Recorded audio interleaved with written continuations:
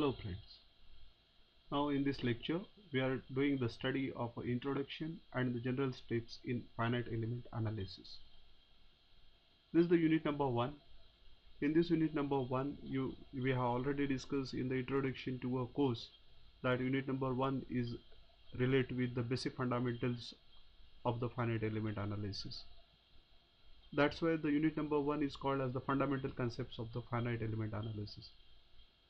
In this one you want to do the study of the solution methodologies to the engineering problems, then the finite element analysis, terminology, different steps, and the different approaches used to solve the finite element analysis. Direct approach, variational formulation, Galerkin method, release leads method, these are the important concepts we need to do the study into the finite element analysis. So let us begin with finite element analysis. Students, we know whenever we are looking towards the engineering problem, we need to solve that engineering problem generally by using the three methods. The first method is called as the analytical method, second one is the numerical method, third one is the experimental method. In analytical method, we are adopting the one specific methodology.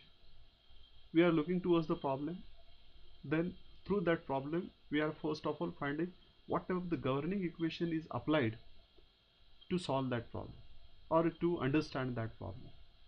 So if you look towards the mechanics, applied mechanics or the strength of material, there are the different theories are written, just like a bending moment theory, shear stress theory. This may considered as a governing equation. So first of all, whenever we are solving the any analytical problem or the mathematical problem, first of all we need to write the governing equation. Once we are writing a proper governing equation, then we try to solve that governing equation in a right way. We are generally using the integration method or we are using derivative methods. And finally we are trying to find out a solution for that. Generally the solutions we get through the analytical methods are more accurate. There is no doubt at all. But whenever the complexities into the problem arises, if the problem is of a rectangle, if of a circular component, then it is very easy to solve. But if the components are not manufactured from the shapes of a rectangle, circular or the regular shape, then there is a lot of difficulties to solve the problem, because areas covered or the area calculations are changing, and ultimately analytical method fails to, or we could say it takes a more time to solve the problem. So the peoples adopted the numerical methods. In a numerical method we again adopted the same methodology. In a numerical method we have also finding the governing equation. Then once we are finding the governing equation, then we are trying to get the solution for that one, but by using a numerical methods. So numerical methods are somewhat approximate comparative to the analytical method, and we are getting a solutions, not fully accurate but very close to the accuracy, so approximation. And the third method is the experimental method. In the experimental method is very simple.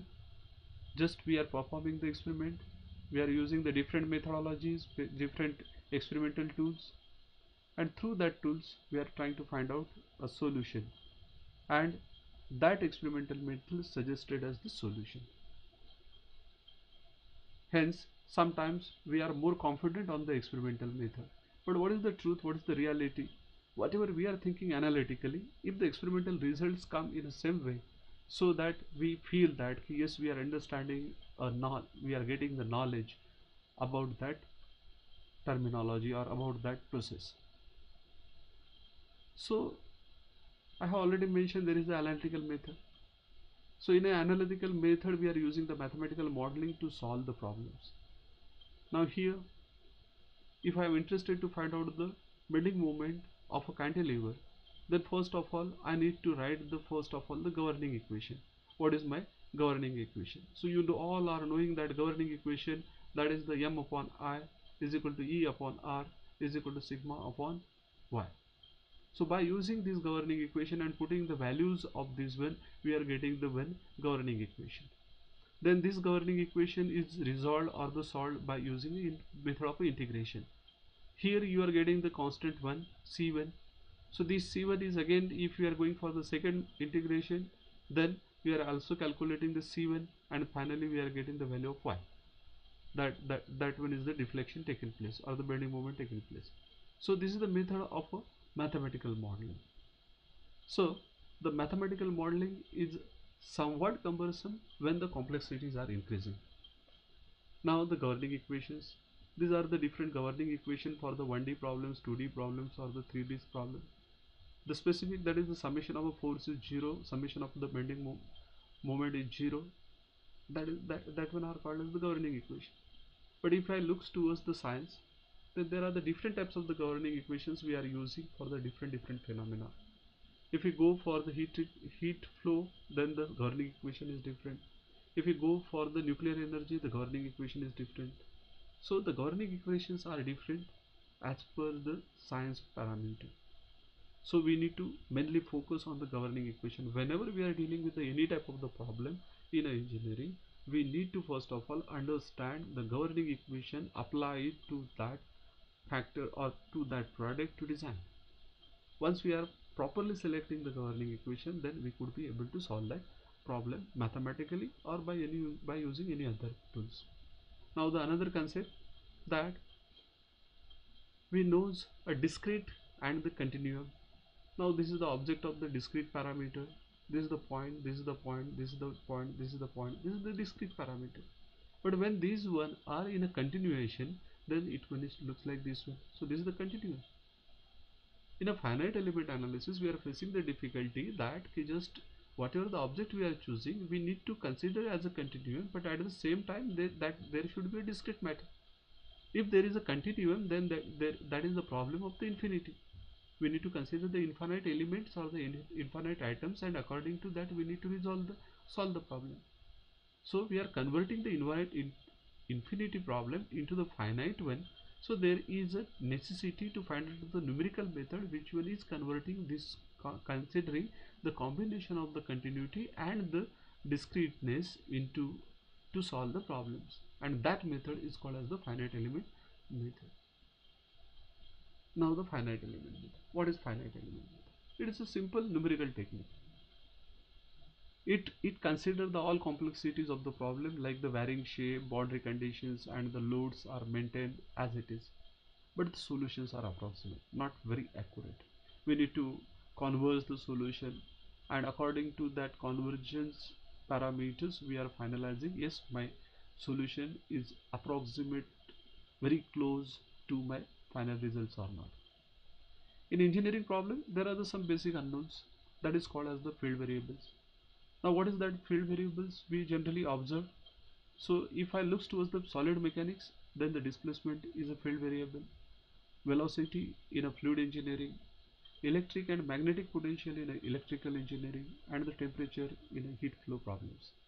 So these are the field variables. These are changing. Displacement is change. If whatever the force I applied, according to that there is a strain develop, and because of that strain the displacement occurs. In fluid, again, as per the pressure or the any parameter is changing, the velocity is also changing. In electrical energy, if you are looking towards the potentials, magnetic potential or the electric potential are changing. Similarly, the temperature also changing into the heat problems. That's why this is the field problems. So generally in the examination or generally in the finite element analysis, this is the field variable problems.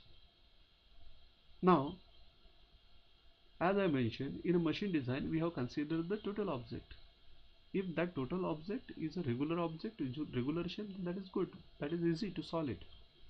But when we have not considered the regular object, then there is a lot of issues comes. So we need to divide these objects into a small elements, so that the engineering problem is converted into the elements from the continuum structure, and this one is converted into a finite smaller elements, and these elements are interconnected by nodes. Now if I you looks towards this one, these are the rectangular elements are considered, and all these rectangular elements are connected by the nodes. and this interconnectivity is expressing by assume a approximating function. So what is the relation between this node number 1 and node number 2? This one is the this one are relate with each other by a approximating function, that is also called as the interpolating function or the shape function for in terms of the field variable. So we need to find out that what is that relationship at the particular nodal points or in between two nodal points, and then we need to solve the numerical method so that we are getting the solutions for knowing the unknown field variables, and we will denote or understand the behavior of a structure. This is the finite element analysis. So if you look towards these two figures, now this is the fan, or this is the aeroplane. Now this one is the your turbine. So when this turbine is rotating, so there is a different stresses are developed, and that stresses we are calculating very easily by using the finite element analysis. This is the plate. Now when the force is applied on this plate, that time whatever the stresses are arises in the different layers, that one we are very easily calculating. So this is the finite element analysis. Now the finite element terminology. As I mentioned, the total object is divided into the small elements. So the elements, the approximate solution of the boundary value problem example in engineering are converted into the smaller region called the elements. So this is my total object. This total object I divided into the two element 1 and the element 2, and this element 1 and element 2 are interconnected with the nodes. This is the node 1, node 2, node 3, node 4, node 5, node 6. This is the triangle. Now this triangle, again this tetrahedron is classified or divided into the three elements, element 1, element 2, element 3, and all these elements are connected with nodes, node 1, node 2, node 3, node 4. So there are only 4 nodes. So if I look towards the discretization, this conversion of a total object into a smaller element, it's called as the elements. It's called as the discretization. So we need to, when we are discretize, we need to find out first of all the whatever the element we are considering into a discretization process. So if there is a rectangular element, then that is a rectangular element. If there is a triangular element, then that is a triangular element. According to that, we are finalizing the nodes. Now nodes, what is nodes?